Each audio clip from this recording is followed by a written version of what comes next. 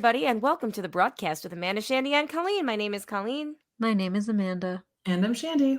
Welcome to the show, everybody. This is season 8, episode 25.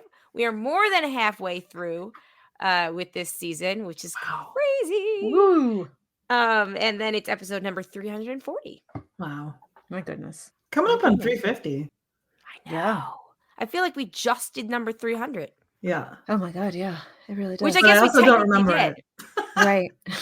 It was last, I want to say it was last February-ish. So, it was last year, which makes sense. But almost a year ago. If it was in February, yeah. Yeah.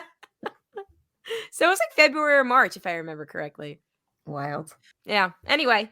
I don't have an outline for it. What the fuck? Oh, 801. There we go. I was looking for 800. Yeah, you have to go back pretty far. Really? Because... Wait, that's not what I'm looking for. I'm looking for 300. You're looking for 300. You know, I also... this is in your notebook, so I wouldn't have it. I have... I put like 6 exclamation marks after...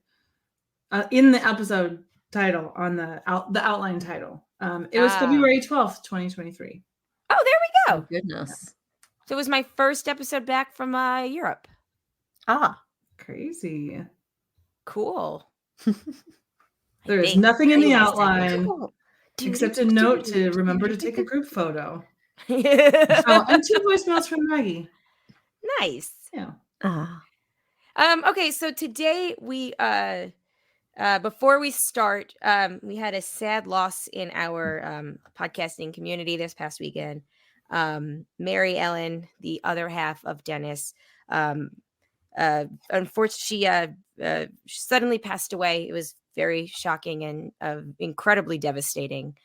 She was a wonderful woman. She was so like the sweetest, most kindest soul, but she could play a mean Cards Against Humanity too. She sure could. Because you didn't expect it from her. Because you didn't expect it. She would just throw down these zingers. Sometimes I would see her like whispering to Dennis which one to do. And I'd be like, oh shit, they're going to throw something down real dirty. But no, in all seriousness though, Marianne will be incredibly missed, especially at those meetups when we got to see her every year. Our thoughts and hearts and all the good vibes and prayers, if you do that, go to Dennis and his family right now. It was a very I am so sorry. I don't really have many other words to say. Amanda, I think you had a really nice story that I think sums up Mary Ellen's kind soul. Would you mind sharing that? Yeah, I would love to. So Mary Ellen, on top of just being a wonderful woman, was also a very talented craftswoman. Yes. She was a quilter and a crocheter and a knitter. And I believe she had an Etsy shop, but yes, she had posted on Facebook a while back, like stockings that she would sell, and she'd only do like a couple a year. And I happened to see the picture, and the pattern that she did happened to have a lot of sentimental value to me. It was the exact stocking that I had, that my great grandmother had made for me. And, my great grandmother obviously is no longer with us, and the pattern kind of died with her. And so I had reached out to Mary Ellen, and I was, I asked her if she would make a stocking for Eden, which she graciously did. And ended up gifting it to me, which I absolutely, I treasured it before, and I will treasure it all the more now, because is very, very special. And she was a really wonderful lady, and it's very nice that she shared her talents and herself with us. And I will miss her, but I'm glad we have our home has some pieces of her in it. So that's a comfort I will take. Yes. She made things for the boys throughout the years too, including this like little quilt thing that has their names on it. They each have she made this monkey for Zachary when he was born, like a crocheted monkey. And he used to keep it in the car seat with him, and called it Mr. Monkey. She made a little monster for Alex too. So it is really nice that we'll have these things that will live on. But again, so sorry, Dennis. It's yeah. So we love you, Dennis. We love you, Sending all Dennis. the hugs. Yeah. And he requested everybody hug a loved one in her mom honor. So, give you guys virtual hugs here and go hug my kids again when I'm done. Yeah. And maybe Jay, I guess. Yeah. Only if he was nice to you. He won't let me drive the new car yet. So maybe I will withhold my hug until then. But yeah. Well, that was a great intro to talk about 2 movies about ghosts. I know. Yeah. Yeah. Well, it was a weekend, man. Yeah. The weird headspace to be in to watch these 2 movies, but yeah. So today we are talking about Casper and Ghost, which again we picked because they were 2 movies about ghosts. Yes. They're as completely different as can be. Both from the 90s, though. Both from the 90s. One from 1990 and one from 1995. Mm-hmm. Oh, there you go. An adult movie, a kids movie. Exactly. Mm-hmm. Something for everyone. In both. Yeah. I was kind of hoping that there would be more like connective, like thematic things that like watching the 2 movies back to back would reveal. And I don't know if it did, but it was. It's still a fun theme. I still I'm so glad we did these 2 movies together. I really do think we just picked them for the names. But I mean, the obvious, and it's not like only in these movies, but the obvious idea of like a ghost is one thing with unfinished business. I think, that's like very clearly seen in both of them. Again, not like a novel concept to either movies, but talked about a lot. Kind of the driving force behind both movies. One might say. One might. So for me, this was the first time I'd ever seen Casper, which blew my mind. We're talking Christina Ricci and Devon Sawa. Oh my god! Again? I was trying. I still got butterflies at the end. Like again, I got butterflies at the end when you see Devon Sawa on the back of his head, and that song, just like. But my question is, all over again. Why? I know, but why does Devon Sawa not do the voice of Casper? It is glaringly like because he sounds so much younger as a ghost, and maybe because if you put that voice with the ghost, there would be more dissonance because the ghost is so childlike. Yeah. Okay. That was the only. That's how I excused it away because it. Yeah. Okay, so here's why. So he did an interview a couple of years ago, and he credits Christina Ricci for him being cast. Because they were pals. They were well, yeah. Like the exact same year or something. I don't know. It's 94. I think we said we did look this up. Yeah. Okay, so Christina Ricci was a huge talent and played a big part in me getting the role, and then went on to recommend me for Now and Then. Oh. I owe her the world. But he was talking about Casper because it was the 25th anniversary of Casper in 2020 when he did this. Oh, gosh. Which is awesome. She was just like, ooh, this cute kid. I'd like to kiss him in another movie, please. Exactly. Yes. Not to put words in her mouth. I'm just going to put my own intentions in her mouth. I mean...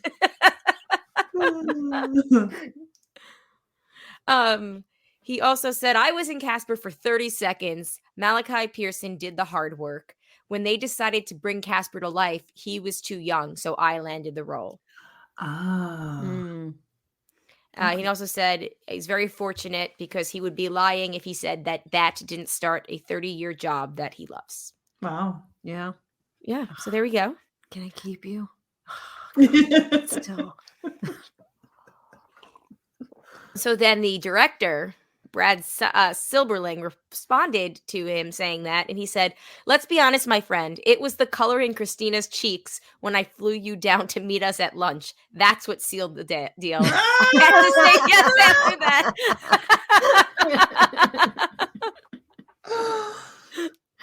We're all Christina Ricci. Yep. Yeah. We are all living vicariously. Yep. When we were watching it, Jay was like, I think he might be the hottest out of all of that era group. Oh, And yeah. then I was like, I don't know. So then we started looking. We were like, okay, let's make a list. Devin Sawa, JTT, Brad Renfro. I was like, I don't know. Elijah Wood was kind of young, but like he was a really cute kid too. Yeah, I remember Yeah. thinking he was very cute way back in the day, which I'm trying to think. I mean, it was a whole era of, I guess Mhm. Leo kind of counts too. But was like a little Yeah. was like a little older. Yeah, but Yeah. that still was But like 97. yeah. So it was kind of like the end of our Yeah, I mean, because teen like beat years. because Romeo and Juliet came out in 96, I think. 95, wasn't it? Didn't we just talk when we talked about it Yeah, last well, year? I meant he was older. Oh, yes. Yeah. He was like a legitimate teenager. So like, okay. you know. Yeah, they were That's tweens. true. He was a teen. Yeah, that's Yeah. fair. That's Yeah. true. We also had not Heath Ledger, the other kid from Joseph Gordon-Levitt. Oh, yeah. yeah. Yes. Yeah. Yes. And Yeah. who's the other one? There's one more that's of the same. It's of the same ilk. Whichever. Anyway, Mandy's screaming at us. Maggie's screaming at us. Please If write in. Eric's listening to this, he's Tell us, screaming what at was us. your favorite 90s tween boy? Yeah, please. You don't have to feel weird about it because they're the same age as us. Right? You don't have to feel weird about it. We all had slam books. They're middle-aged men now. It's fine. It's No, fine. the one thing I never did was like cut out the magazine clippings and like do that, which was like a big deal in my school. Because I always thought it was weird to like cut things out of the magazines because I was I like, totally you can't did. cut something that you read. I did, but it was more like a mood board sort of collage thing. It was like, Yeah. a little Well, I bit of got over everything. that, but yeah, I didn't it get wasn't over just that like all the until cute boys. It was like yes. actresses I admired. It was like cool, like animals. Like it was, Yep. it was a Yep. whole mood. Well, like I said, I got over that, but I didn't get over that until like college when I was like, wait, I can highlight these things. I can write in these books. Crazy. Okay. Meanwhile, I just didn't have any magazine subscriptions. My grandma did. So my grandma would buy the magazines, and then we would pass it around the family. Oh, So like by nice. the time I would get it, it was like 2 weeks late. But you know, whatever. I didn't care. The only magazine I was subscription like, cut we it up had, anyway. the only subscription we had, and it was featured in the movie, was Entertainment Weekly. Yeah. Um, No, my the grandma I loved used her to. smutty magazines. She had one for every day of the week. Oh, amazing, amazing. Loved. Yeah, I used to read those magazines. Our dance studio had they were all in like the like waiting room, like because you had like the room where the parents would sit during the class, and then there was like a room, like not a locker room, but like it was like the room where the dancers would wait in between like for their classes to start, and they had all of those magazines just piled up there, and then like I said, friend's house and school or whatever, but. Anyway, okay, back to Devin Sawa. I mean, sorry, back to Ghost. Casper, Ghost, Casper. Casper, shoot! Back to Casper! Yeah. I loved it. I mean, it was so random. It holds up. Yeah. Can we talk about that house? Like, It's such a cool freaking house. The whole aesthetic, like the house is amazing. Also, her fashion is amazing. I wanted all her clothes. I wanted to dress like her. Everything about her was perfection. Yeah. And honestly, I still would like to dress like her. I think I do. Yeah. I think that is my post-pandemic vibe. It's just like mid-90s post-grunge. Yes. It's just like my vibe now. Yes. Yeah. Yeah, just these like cute like sweater things that are like too big, but like somehow cute, and then you're just really comfy. Yeah. Yeah. I feel like she is kind of like the heir apparent millennial version of Winona's Gen X. Yes. Oh, 100%. Absolutely. Yeah. Spot on. Yeah. Which is That thumb ring, like I think that might have been when I first donned the Yeah, thumb ring yeah, and yeah, then yeah. kept it on for the next 20 years. same until I got married. Yeah. Until I got married, and then I was like, oh, this thumb ring doesn't go with like my wedding ring. No. So Yeah. yeah. I didn't have any of that. I was trying to remember if I'd seen it, but then like once we got like 5 minutes into the movie, I was like, yeah, I have never seen this before. So is the implication that her dad was a phony until he got to that house because he was so scared by the ghosts? I wonder if he like I don't think he was a phony. I think that maybe he was just doing more of like talking to an empty room, thinking that there was somebody, and then it was doing something for someone. And so I don't think he was a phony. I just think it was less concrete. Also, side note, because I was looking things up when we were watching this, did you guys know that Bill Pullman taught at MSU, Montana State University, which is in Bozeman, which is where Alice and Martha are from? I did Before not know he that. decided to go into, like, after he got his MFA and before he decided to go into acting, he taught at MSU, which blew my freaking mind. No way. Yeah. I You just also never had expect that Montana connection. Oh my gosh, that's amazing. I also had to look up and confirm that he was not current, like wasn't our age when he played this role. He was not. He was in his early 40s, but still. Okay. I just Yeah. Okay. I One of those. Yeah. I needed to know that for myself.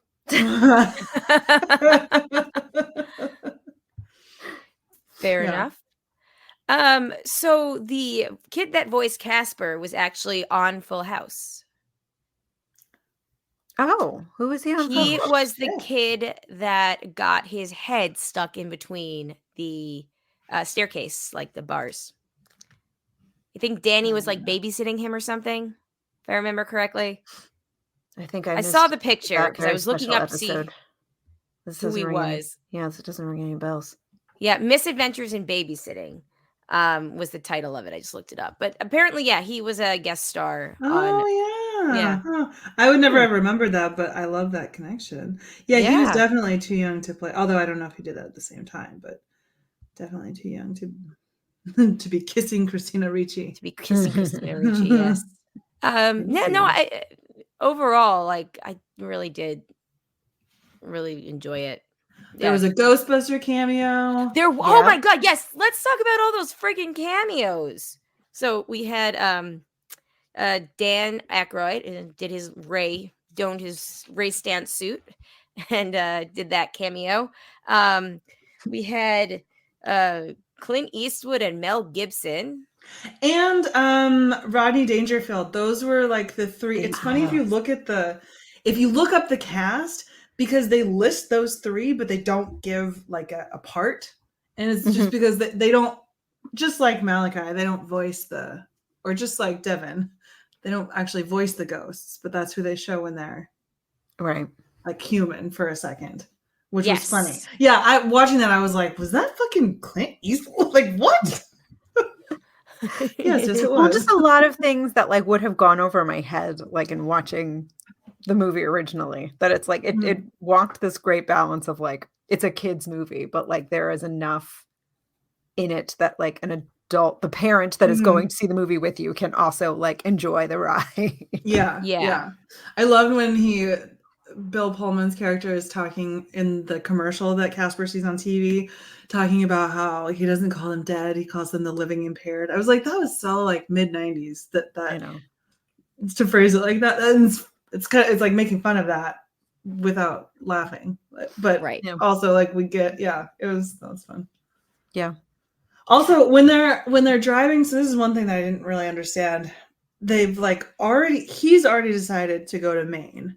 And then they're having the conversation in a car, and then he like convinces her that like, okay, we'll try this one last thing. And then turns around as if to go to Maine, as if he hadn't already decided to go to Maine, which I didn't understand. Then I was like, wait, there are Joshua trees there. Like, what the hell? And I went down a Google rabbit hole. And because I mean, there are Joshua trees in like that whole region, not just California, but apparently not New Mexico. So they were leaving from Santa Fe. Apparently they're not in New Mexico, according to the internet. Arizona, sure. But I was like, and what about that mileage? Because there's a sign that says LA 843 miles. Looked it up. Santa Fe is 847 miles. So they actually did have somebody look into that. So good job. But not the Joshua trees. Oh, did you know? Took it as they realized they were going the wrong way and they had to turn around. That's literally always, and that's how I read it this time too. Okay, he's like kind of absent-minded, and he's like, "Oh dear, I'm going the wrong way." He's like, "Go with me this one last time, and if I don't find anything, we'll stay." It's like, well, I mean, you don't really have to convince her because she has to go with you. Right. But, You're already in the car. You're already packed. You're like, she's your, she's a minor. She's your 12. daughter. She's 13. She can't 14. She's gonna be whatever going with you, but yeah. Did you guys catch the voice of one of the ghosts? The round one was Brad. What's it for? The uncle from Everybody Loves Raymond. Brad Garrett. Brad Garrett. Yeah. There we go. Mm-hmm. Yep. I thought that was fun. And the assistant is Eric Idle of Monty Python fame. Yes. Which I think I probably knew like at watching it the first time because like my family is such Monty Python people, but I had like forgotten. Yeah. But also in the opening scene with the two little boys that like sneak into the house. Oh yeah. Squints from The Sandlot is one of the kids. What? Yeah. Oh. I had to go back and look it up because he like said something and it's like just the inflection of his voice. I was like, Squints? Hey, we might have to watch The Sandlot at some point in time because I feel like it goes nicely with our 90s kick. We have been in childhood movies. Yeah. At some point. Any point is fine for me. I love that movie. That movie holds up. Yeah. What else would be? Did I tell you we recently rewatched Angels in the Outfield, right? Oh, it's so fucking ridiculous. It's got some now. It's got what's his face in it? Daniel Stern. Oh yeah. And Justin Gordon-Levitt, who I love. Yeah. We just talked about. Mm-hmm. Yeah. No. I was like, wow, Marv is in this movie too. Anyway, Daniel Stern. Yeah, Marv of like Home Alone. Marv. Yeah, he's in Angels in the Outfield. Holy shit! He's the manager of the team. I have not seen that movie in like 30 years. So it's just as random as you would remember. All right. Okay, Ghost. I'm sorry, fucking Casper. I keep doing that. Casper. One question. Yes. / comment, and I mean I kind of know the answer, but Kerrigan and the dad both keep their clothes when they die and become ghosts. But nobody else does. Don't. Yeah. Maybe it's like a recent thing. So the longer you become a ghost, like the less human. Oh, I like forget. That. I mean, because I was just thinking from a practical standpoint, like they're not going to show us like naked people, and it's kind of like weird, and yeah. But I like your explanation, Amanda. That's a good way to think of it. Yeah. I forgot how many people died in the movie, though. Yeah, it really does make light of death, doesn't it? Sure. I did not see any of that coming. I was like, oh my. I'd forgotten all of it. Yeah, I'd forgotten the like one last potion to bring somebody back, and how tragic that the dad never was able to use it on Casper. Like what? Right, and if Casper knew how to do it, why didn't he just do it himself? Yeah. Or did he forget? And well, no, because he did forget. He didn't remember anything. Yeah. Yeah. Right. He needed the playroom to like remind him of all these things. Of who he was. But also he couldn't do it well on his own because he needed to be in there and somebody else to pull the switch or it's two-person job. Yeah. Yeah, you're right. Okay. Yeah. Well, we solved that. Okay, good. Yeah. We solved that. So when they were filming this movie, Bill Pullman and Christina Ricci, they used tennis balls in place of the ghosts to talk to. Oh, that makes sense. I feel like I feel like that's still a method that's used in like, right. Making computer generated characters. Let's see. I had some trivia pulled up about it. In that mirror scene, one of the cameos that was filmed but cut was Steven Spielberg was going to be one of the faces that he turns into. Oh, fun. No, interesting. James and Kat Harvey are named after the Harvey Comics, the longtime publisher of Casper the Friendly Ghost. That's cute. I know. The house that was used for Whipstaff Manor was also used to film scenes from the Backstreet Boys' music video, Everybody. It does look very familiar. Wow. I also had to like pause and like, is this a Tim Burton movie? Like did I like not know this was directed by Tim Burton? Like that house is just so the aesthetic. So awesome. It's so cool though. It's so cool. So did they just get to like stay there and live there forever since what's her face died? I guess I so. think we're meant to, yeah, because we're not meant to like sort of understand how homeownership works. Right. It's a kids movie. You don't have to answer, you don't have to answer that question. It's a kids movie. I get to stay. The house was also supposed to be like condemned according to like the beginning. So like Mm-hmm. Oh, there was another cameo in the beginning. Yes, it was an SNL person, the priest. Yeah. Jay pointed it out. Yeah. Father something. Here it is. Don Novello was Father Sarducci. Father Sarducci. Yeah. Piece of cake. So there were a bunch of other actresses that were considered to play Kat. You ready for me to drop some names? Please do. Yeah. Okay, I bet you can guess some of them. Think of actresses from that time period. I truly can't because no one else could have done it. Yeah. Okay, so here is, according to IMDb, Thora Birch. Oh, okay. Anna Chlumsky. Thank you. Kirsten Dunst. Jennifer Love Hewitt. Yeah. Catherine Isabel. I don't know who that is. I don't know who that is. Anna Paquin. Yeah, none of them would have been the same movie. No. Yeah, it wouldn't have been as good. Scarlett Johansson and Natalie Portman. So don't forget, during that time period, Natalie Portman had only really done the what's that called? The Professionals Killers movie that she did, and then she was in like some Lolita film, right? In that movie, wasn't that movie just called The Professionals, or maybe that's? Oh, is that what it was? Yes. Oh, Leon, the Professional. Mm-hmm. Let's see. That was in 1994. So yeah, I guess that would make sense that if she was kind of in the running, because she didn't do Star Wars until 99. But like it wouldn't have been the same movie. Like nothing against any of those actresses, but like none of them were right. Says me, the casting director.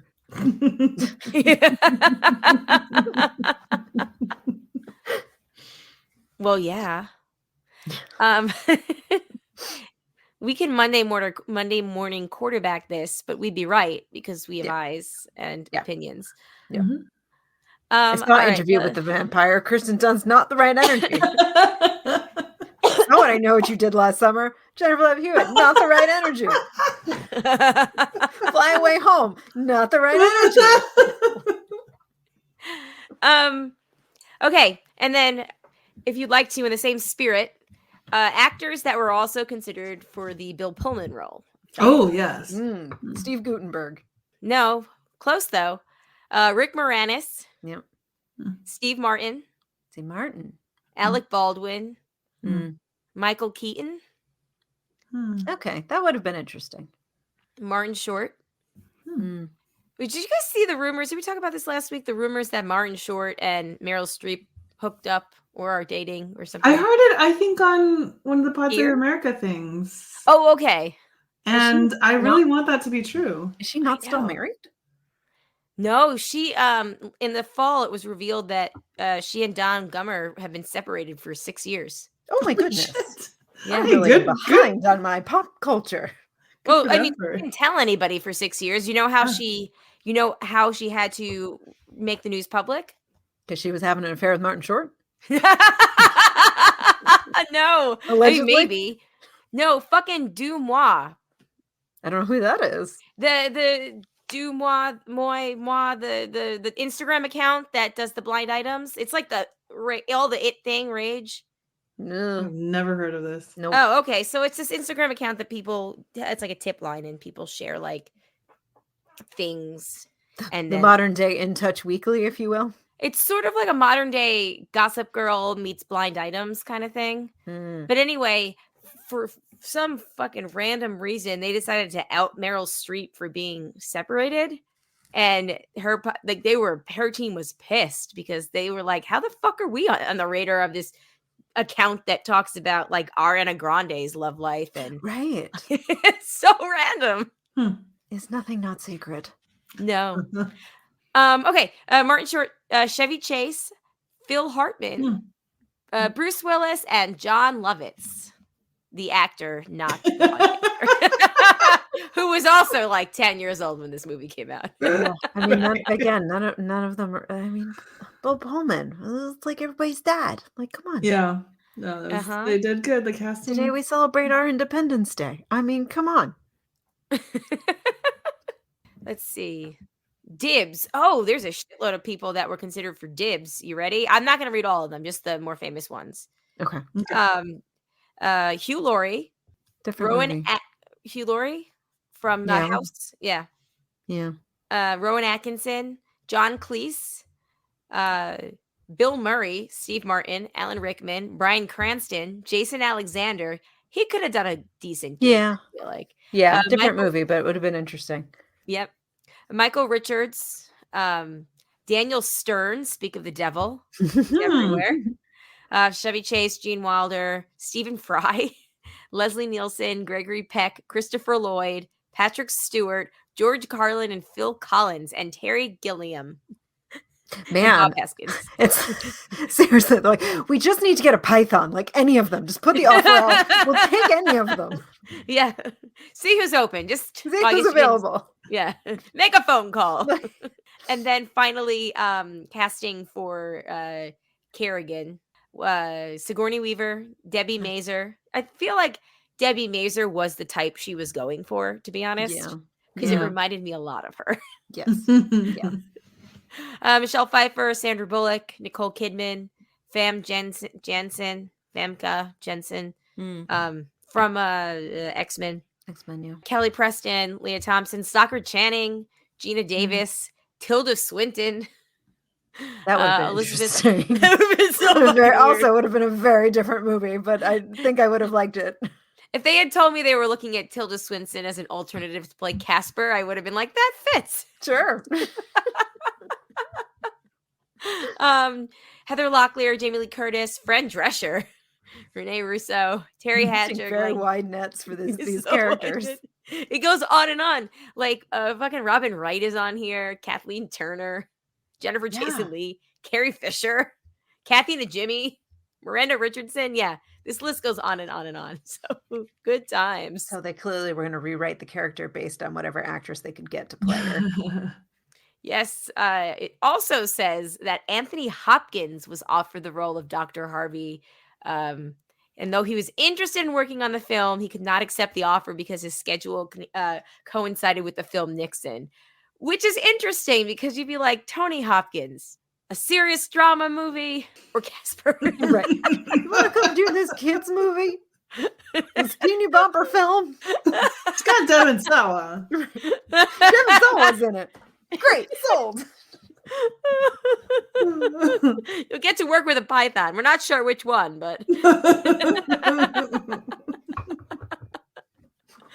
oh my god. Okay. Any last thoughts about Casper?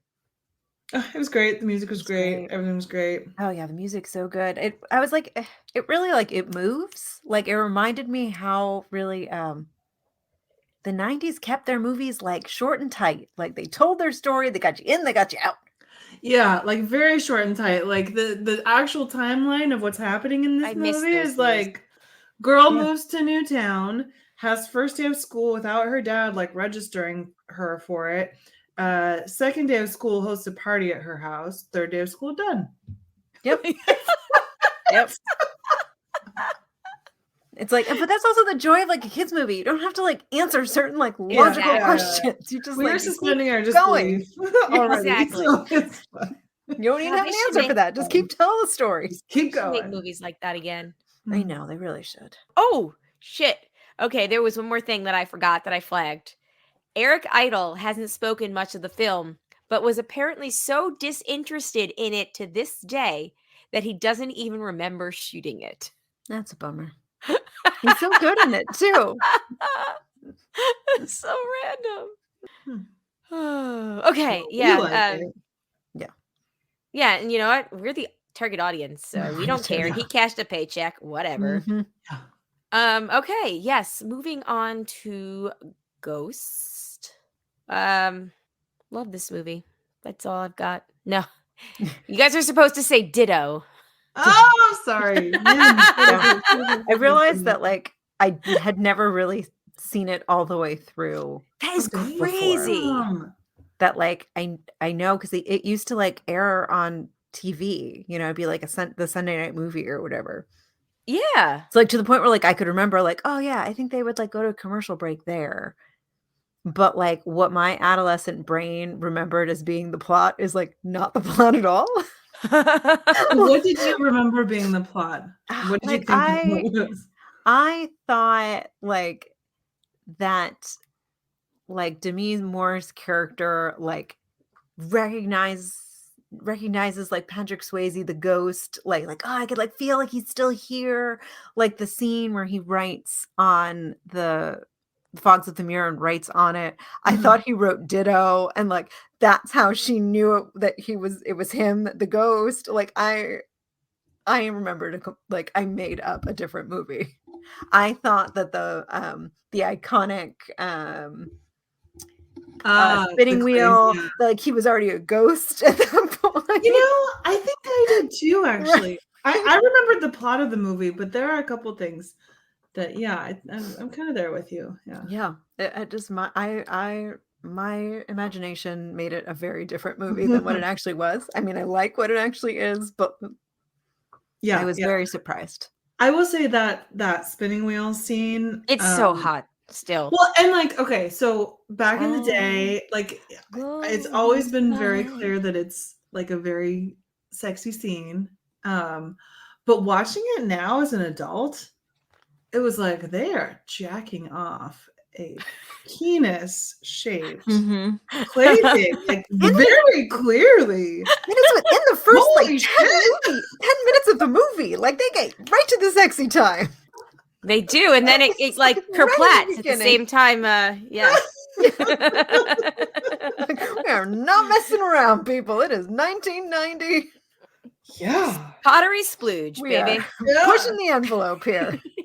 My concern then was when it sort of moves directly into them like being more intimate. I'm like, oh, but you would have clay everywhere. I have to wash it. And then I saw that they had washed their hand. Like, so somewhere magically the hands got washed, and I was like, oh, thank God. She always keeps a wet washcloth right there. Yeah. I don't want to get that anywhere near anything. But that was my main concern. No, it's a valid concern. Yeah. I love that movie I love that movie so much. This is the second time that I've watched it in a year. Nice. Yeah, it was very, very good. Also, do you remember so like in one of the early scenes, there's like a plane crash that he sees on TV, and he's like, oh, I should put off my trip to LA. These things happen in threes. And literally, we had just talked about that like the day before. Wow. This is in reference to when I watched the movie anyway. I was just like, yeah. whoa, dude. Oof, yeah. Yeah. That was rough. Also rotary phones. It takes longer to call people. Yeah. I mean, yeah, what else were they going to use back in 1990? Yeah. You know what I heard on some podcast that now I cannot remember which one it was. To be verified, I guess, but I'm going to take it as fact. When 911 started as a thing, like other countries, like Canada had 999s. They already had a service. And the US like adopted like a similar service, but apparently like part of the reason they didn't do 999 was because of rotary phones. It takes so goddamn long.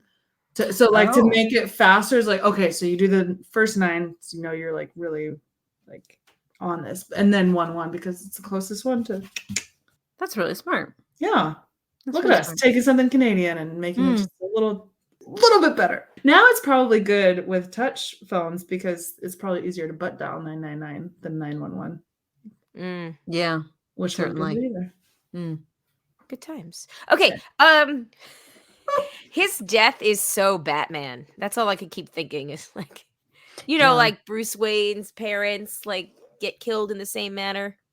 Yeah, but it's also like, it's 1990 in New York City. Why are you walking down this abandoned street, just the two of you? Right? You know where you are. It was legit bad then. Yeah.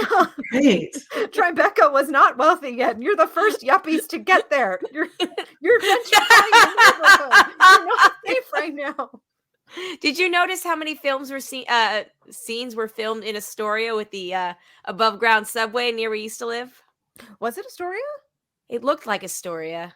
I mean, some of it was or Long Island. I mean, obviously some of it was Long Island City because it's always Long Island City, right? Because some of it is pretty accurate. We actually did Daniel and I were talking about this. We watched it together, and it was sort of like trying to figure out, like, okay, he's on the J train, but he gets off at Myrtle, but like, wait a minute, like, then there's the other elevated train. So we figured that was actually the shuttle, like the Franklin Avenue shuttle. So I think it was actually, or dressed well for the part of Brooklyn that they said they're supposed to be in. Nice.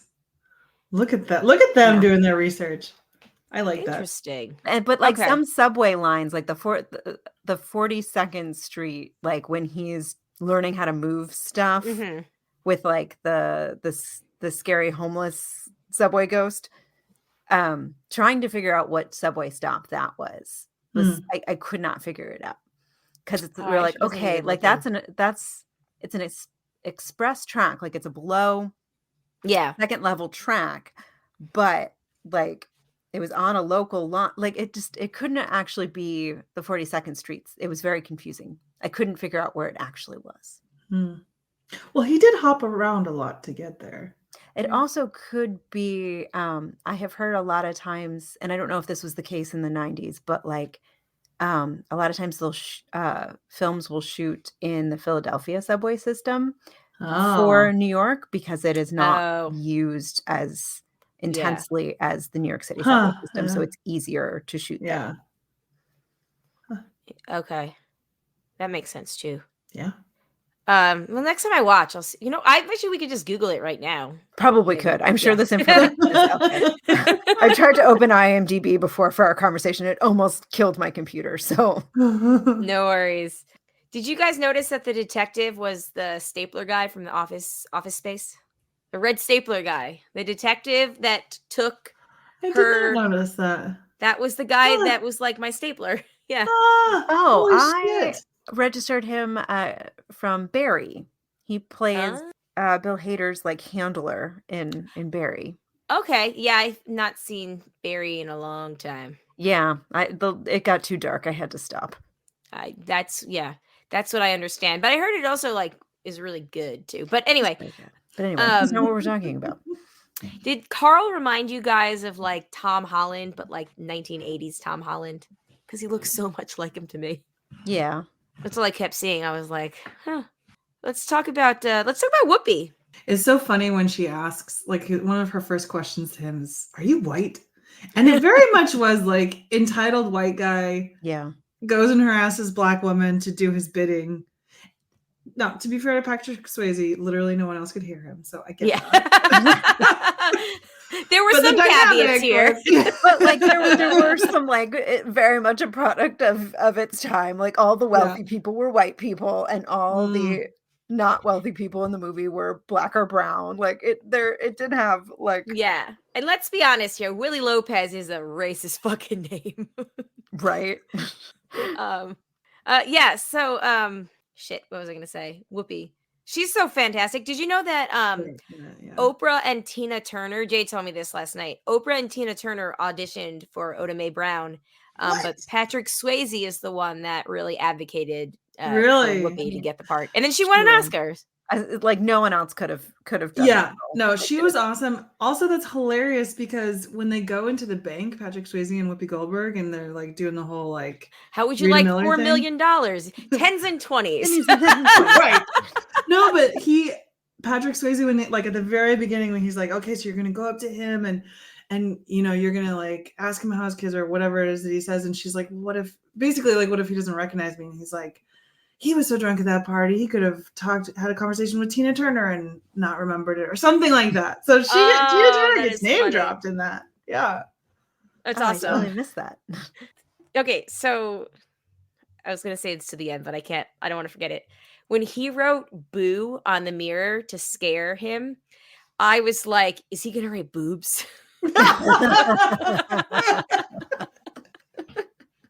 Every single time. I'm like, BOOBS.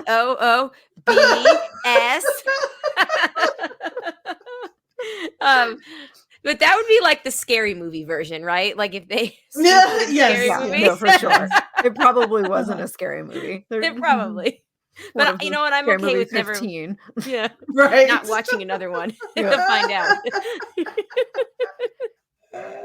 Oh man. Yeah. So, Amanda, what did you think of the plot overall, having it being like your first time seeing it for real? I thought it was really good. I thought it was really clever and like probably pretty unique for its day. Mm-hmm. Yeah. Yeah, I mean, it's I thought it was a great story. I think as we've already kind of touched upon, it is a bit of a product of its time. of its time. Like there is some real glaring issues. I think the only thing I really bumped up on was when like Oda Mae is telling Molly about like, oh, he like sang Henry VIII I Am like all night Mhm. long. She's like, oh yeah, he did that to me to get me to go out with him. And it's like, yeah, oh god, that's actually a red yes. flag. Right. Oh, Yeah. I mean, he entitled couldn't white pick a man better with a heart of song. That gold, song. But like, you sort of take away all the like glaring issues of like, 90% of movies of Right. period. Like it's a great Right. story. Like it's a Yeah. really interesting story. It is. Did you see that it was going to be the friend that was the bad guy? It was kind of obvious. I don't like, but also like I had seen it like enough fragments of it that like I knew and like was immediately reminded that like he was the bad guy. But it was fun to watch. Like Daniel had never seen it before, and it was fun to see him like figure out that Carl was the bad guy. So we had to like pause at a certain point. I'm like, "Are you there yet? Have you figured it out? Are you caught up yet? Do you need me to explain this to you?" It was so gross that he was trying to like hit on what's your face. Yes. Oh my god, yes. Like even if he wasn't the bad guy, like he'd still be the bad guy that did that, because that is also so fucking 90s. Exactly. Yeah. Like it's been like 2 days. Come on. Like seriously. Yeah. If this movie had come out like 2 years earlier in the 80s, he would have been like bumping lines in between trying to make out with her. Right. That's how he would like help himself calm down from like all the stress of like his evil scheme falling apart. Uh-huh. Yep. And I mean, maybe he could be. He was like the sweatiest, stressed out person I've ever seen. So sweaty. Very sweaty. So sweaty. Also, do we think Demi Moore was really crying on cue, or like were those crocodile tears tears? I don't know. She is a good actress. She's a good actress, but like those tears were just so pronounced. Let's look it up. I'm very like every time one of those big honking tears like roll down her face, I'm like, is that a real tear? Do you think that's a real tear? It could be. It's just so big. She says, this is according to her, that she can not only cry on command, but she can pick which eye to cry from on its own. What? Bullshit. Which obviously impressed. This is from QUORA. Apparently, she did that. Cora question? It's a Cora question. The people who also listen to the Real Weird Sisters will appreciate this. That it's a Cora question. That was very exciting. Okay, please. I love Cora questions. Favorite segment. Let's go. Okay. Well, hold on. I'll open it. Okay. So this Cora question was, what are the curiosities of the movie Ghost? And the top picture is the clay picture. Is it looking like a dick yet? No, she's still firmly gripping. It says, here we go. Patrick Swayze made sure Whoopi got the role. That's what Jay told me yesterday. It says that he refused to do the movie without her, even though they'd never met. Wow. Demi's talent for crying sealed the deal. She can not only cry on command, but also pick which eye to cry from, which obviously impressed producers in addition to her acting talent. The possible. I know. The dark shadows were actually babies. The creepy sound effect for the scary creatures was made by slowing down and reversing audio of babies crying. Oof. I mean, that's dark. Yeah. Babies crying is terrifying in its own way. Yeah. Let's see. Patrick had to prove that he had a soft side, even though he appeared in Dirty Dancing. Patrick was seen as more of an action star. So screenwriter Bruce Joel Rubin, and director Jerry Zucker weren't convinced he was right for the role. It all changed when they saw him cry during an interview that he brought up his recently deceased father. He was freezing in the chase scene. It was cold filming at night in New York City. Most of the cast and crew were bundled up in warm clothing. Patrick didn't have the same luxury as he was playing a ghost who shouldn't be bothered by the weather. Oh, Yeah. To make sure that his breath wasn't visible on film, he had to chew on ice. Wow. I know. What a cool trick. I know. Let's see. I'm going to skip through some of these. Demi Moore didn't tell anybody about her drastic haircut. After auditioning with long hair, the actress cropped it super short without checking in with Jerry, the director. Ooh, that's ballsy. Yeah. He was upset at first, but now admits the iconic look was perfect for the role. It was 1990. Yeah. Exactly. Oh. God, she's just a beautiful woman, and she gets better. I think she looks even prettier now that she's like 65 than even then. I think she's gorgeous. Bruce Willis turned down the leading role. Wow. Demi's husband at the time was offered the role of Sam, but Bruce didn't think the movie was going to work with the main character being dead the whole time. Oh, He's dead to begin with. 2 of the ghosts died at the same age. Oh my God. Oh, I read this. Oh, I knew this actually. So Patrick Stewart and actor Vincent Scavelli, the subway ghost, they both died at 57 from cancer. Oh, obviously, wow. Rest in peace. Patrick had pancreatic cancer and Vincent had lung cancer. Wow, Patrick Swayze died at 57? Mm-hmm. Yeah, he's very young. Gosh. I remember he was young, but I didn't realize he was that young. He died I know he died in September because it was right around like Labor Day, if I remember correctly. And yeah, I just remember it was so sad. And it's been such a long time now too. I know, that's weird. Yeah. It outsold every other movie that year, though Home Alone would eventually gross more as it continued showings into 1991. Ghost technically had the box office title for 1990 with a worldwide gross of 505, 702, 588 billion. Wow. That's in like 1990. No, million. Sorry, million. I can't count. There's 8 zeros. Yeah, 8 zeros and 1, and then the thing. So that's still millions. Okay, it's a lot of money. The end. It's a lot of money.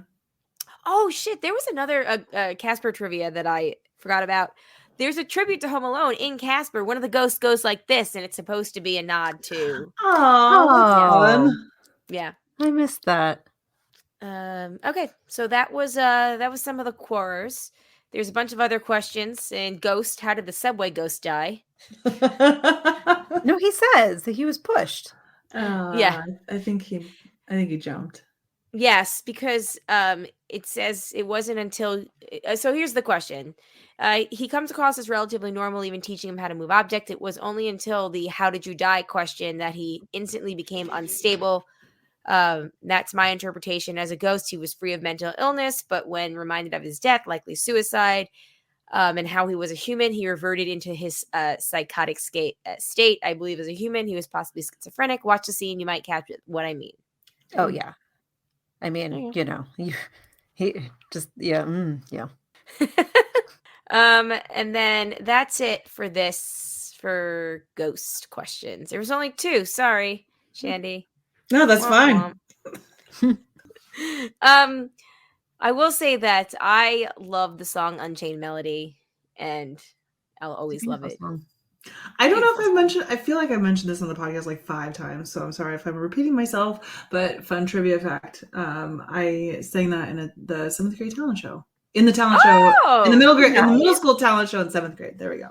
That's my God. I love it. Yeah. I love that. It's a good song. It's a great song.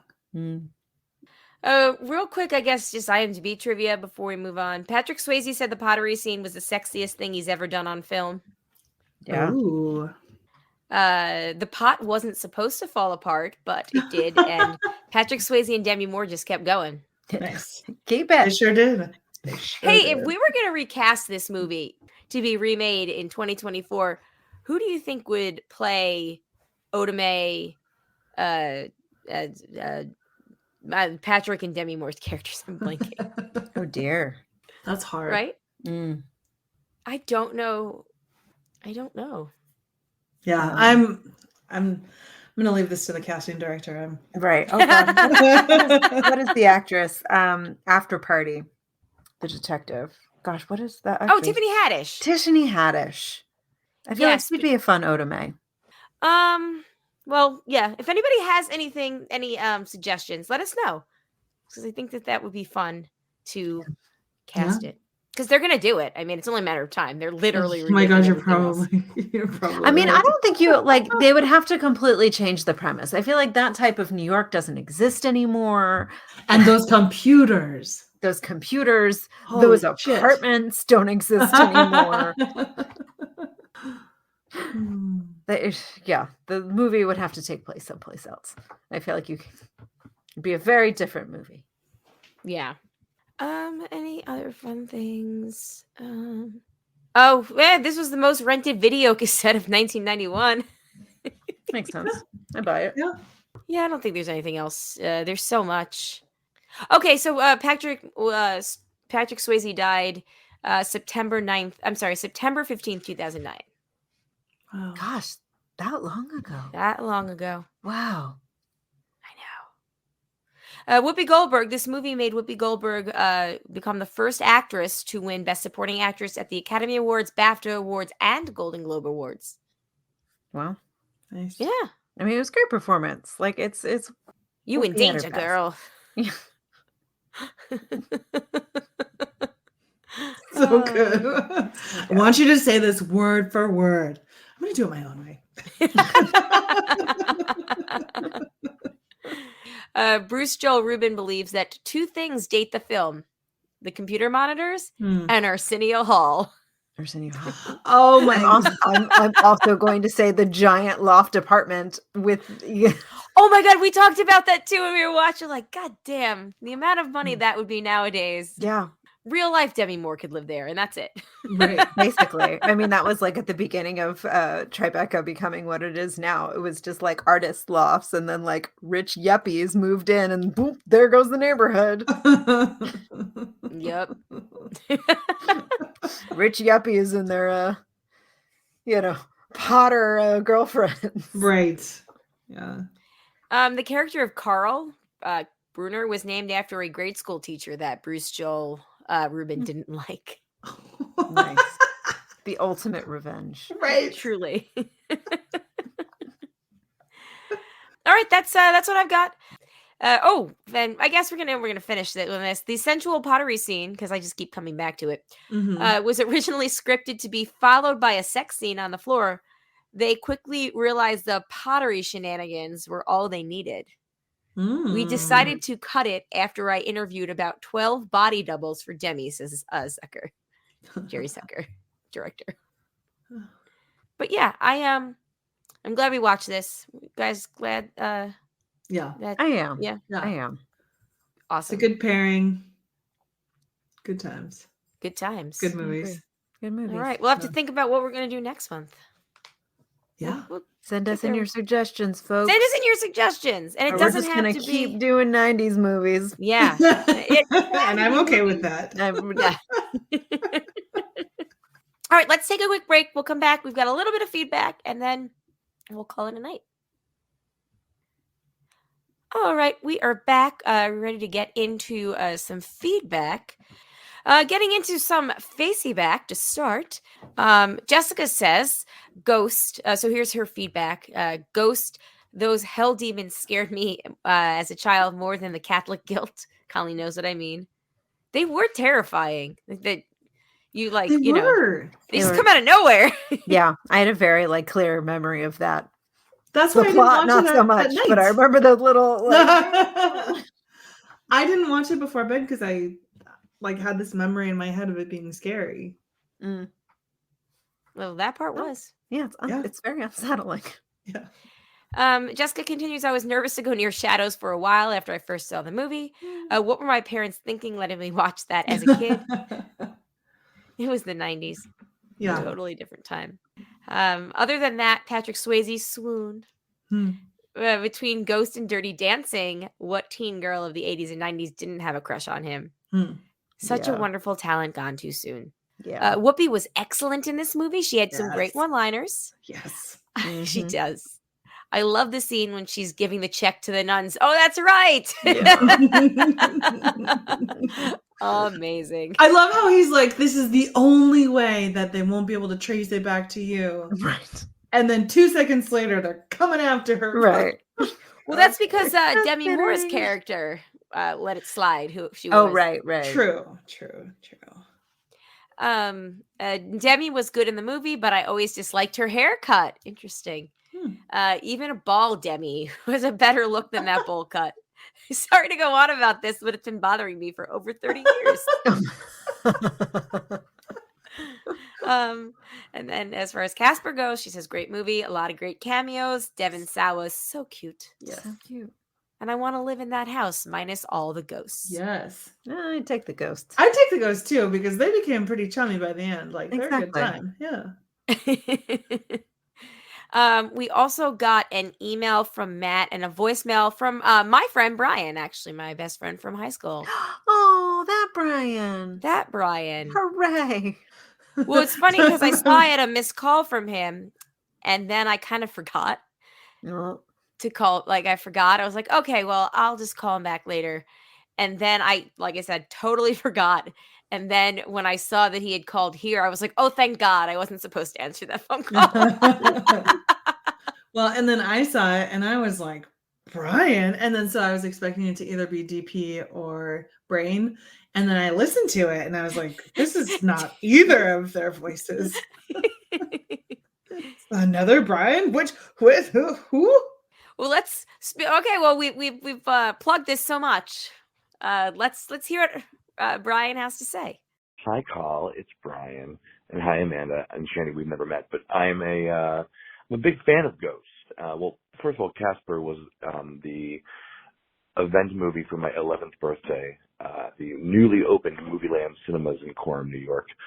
But I'm here to talk about Ghost, and I saw that movie in the theater as a 6-year-old. Should not have, but I've loved it ever since. And I think about this stuff now as a parent. It's mind-boggling. But yeah, it was a huge hit. That and Pretty Woman made the most money that year because just really good storytelling and super charismatic lead in Swayze, and it's funny. It's so touching. Just thinking about a penny floating in the air will turn me to mush. So I don't want to harp on too long. I just wanted to say hi, and I'm very happy you're talking about this movie because, one of my favorites. I probably put it on every 3 or 4 years, and still holds up. One of these days, I want to just sign a check, Rita Miller, and see what happens. Thanks for everything, and we'll talk soon. Bye. Oh, thank you, Brian. Awesome. Oh, great voicemail. Yay.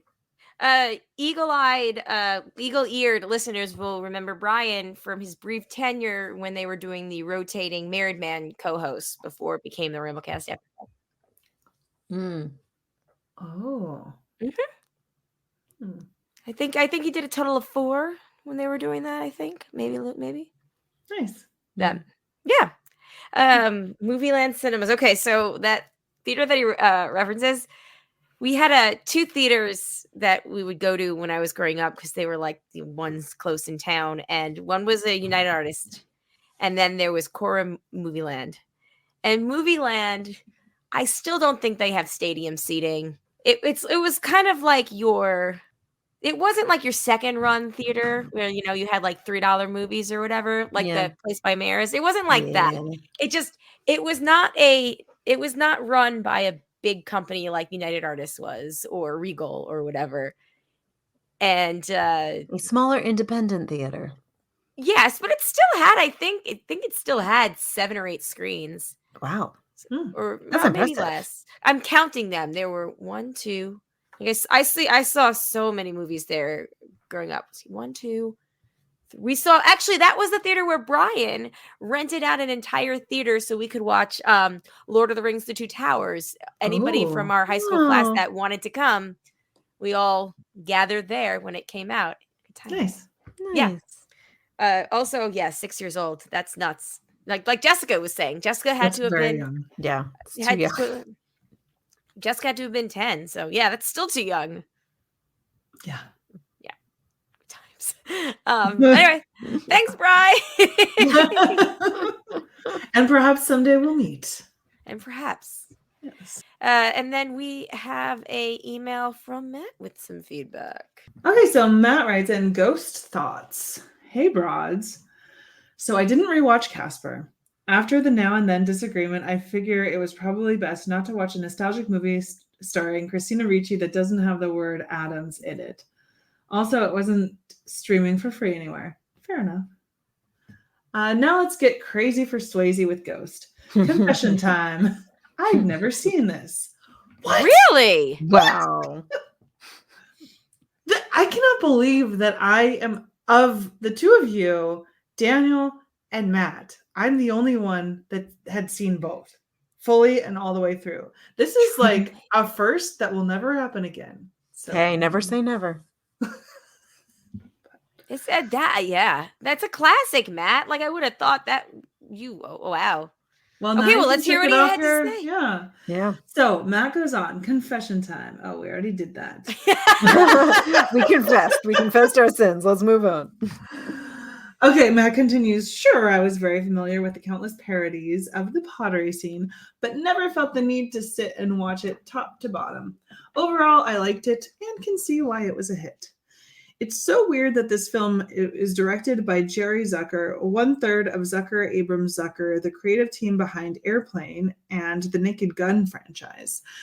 The moment early on where we think the camera is pointed at Demi Moore but is actually pointed at her reflection is the closest he gets to something he would do with Zaz, Z-A-Z, or in Britain, Z-A-Z.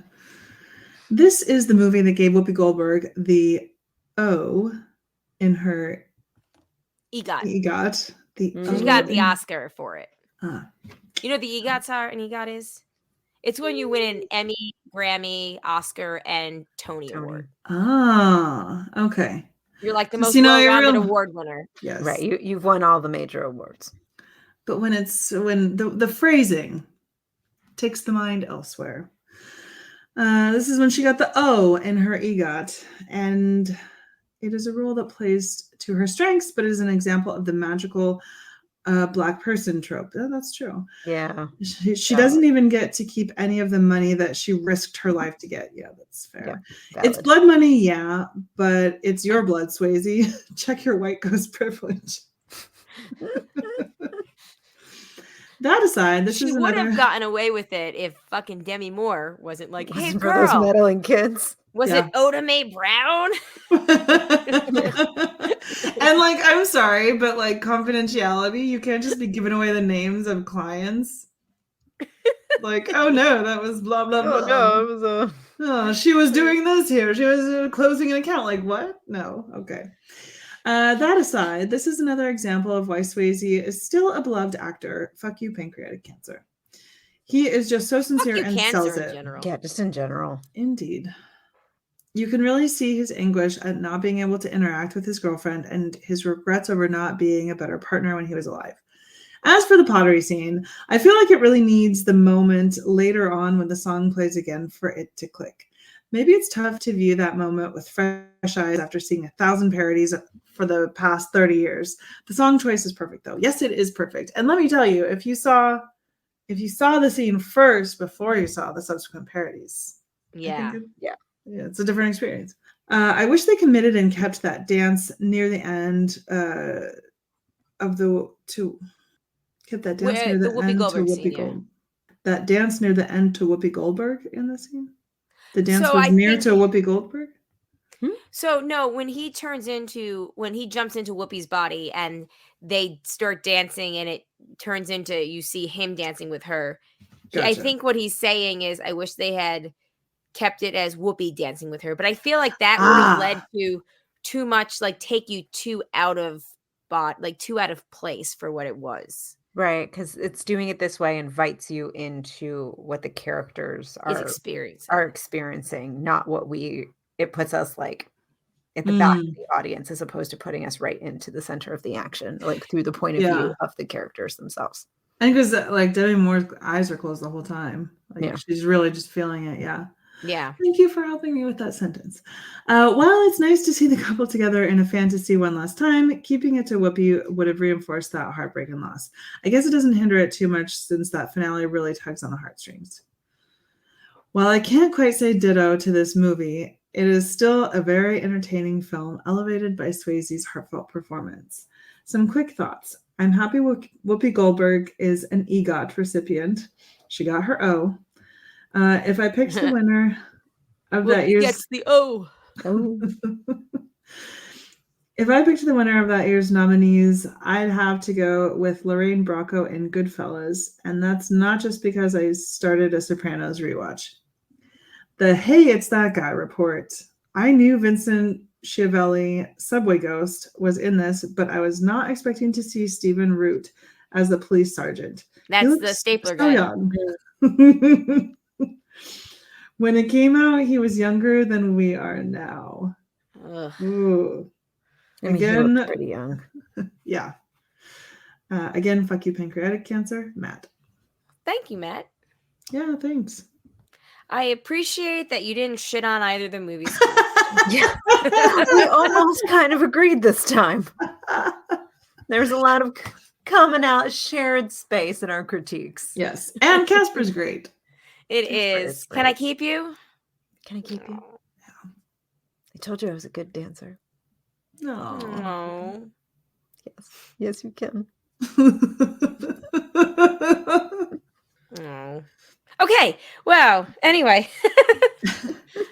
Yeah. No. Good choices, everybody. I'm glad that we did this. Yes. Yeah. This is fun. Yeah. Super fun. If anybody has any feedback about any of the movies or anything else we've talked about this week, last week, we should talk about next week, let us know. Thebroadcasters3@gmail.com or give us a call 331-276-2373. Woo! We are supposed to possibly have Melody on next week. I will admit I forgot to reach out to her. That is my bad thing. If we do, then we will put that up sometime when I'm away. Otherwise, next week, the 23rd, when we record, is the last time we record before I go on my European birthday adventure. Nice. Yay!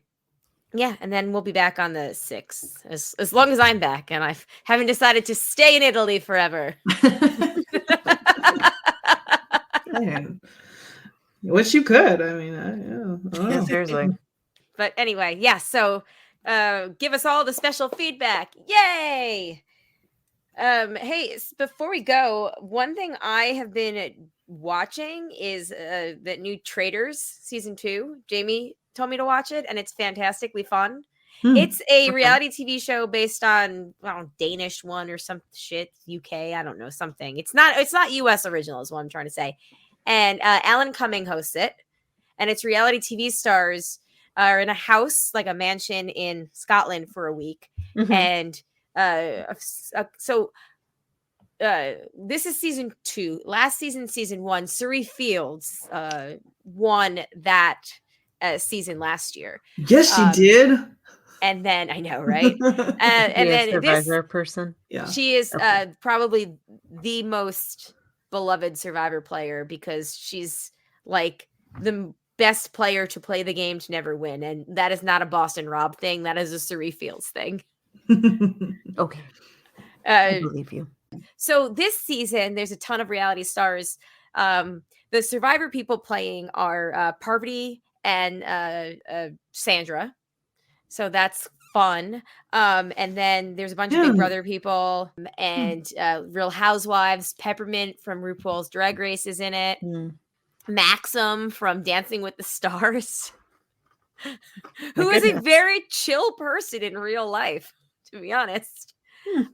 Michael Jordan's son is in it, and he is what reality show was he on? He wonder. he is dating a Real Housewife who's the former wife of somebody. Blah blah blah. Okay, However, he is how old is Michael Jordan's son? 20 something, 30 maybe. Wow. That said, he's so smart. Like, he's gonna get himself killed at some. So the traitors, you don't know who the traitors are, and the traitors get to kill someone each night. The game moves fast, so 2 people are eliminated every episode. The traitors kill someone, and then somebody that they think. So everybody's got to figure out who the traitors are. He's not a traitor, but he like says like the smartest things. Like you could just, and he's saying it to like the traitors. So like you could just see that he's got to be on their radar to like go. And then the everyday, each episode, the cast gets together and they vote out someone who they think is the traitor. And then that person will reveal themselves as a traitor or not a traitor, as they go. And of course they don't want to accuse the wrong person because there's, strength in numbers. Anyway, it's very fun because Alan Cumming is so over the top. He wears the most ridiculously amazing Scottish outfits. He goes like the dramatic flair. It's great. Anyway, that's that. I recommend it if you're looking for something fun. There's 3 episodes out. And then the next one, they come out every Thursday from here on out. So the 4th one will be out by the time you hear this and blah, blah, blah. It's very fun though. Okay. And I'm sure you said this already, but where is it? It's on Peacock. Oh, okay. And there's deals now, I guess, for Peacock because they're trying to entice a lot of reality people to sign up for a subscription right now because it's like, the best of whatever. Anyway, just wanted to give a plug. Thank you, Jamie, for making me watch that. It totally is super fun and into it. And you don't need to know strategy. You can half pay attention if you want. It's just, they're all so fucking ridiculous. And it's great. The end. All right. Nice. Does anybody else have anything? Otherwise, we can get out of here. I got nothing. Nope. All right. Thank you, everybody, for listening. Thank you to the patrons, especially the ones that contribute at a certain level, and that'd be Eckhart Rigner, Maggie the Magnificent, Joanne with the Planet of the Creepy Mailman. Thanks, guys. If you'd like to be a patron, you go to patreon.com/JayandJack. I think that's it. I gave all the feedback information before, but always love your feedback. And yeah, we'll talk to you next week. On that note, my name is Colleen. My name is Amanda. And I'm Shandy. Peace out, everybody. Bye. Bye.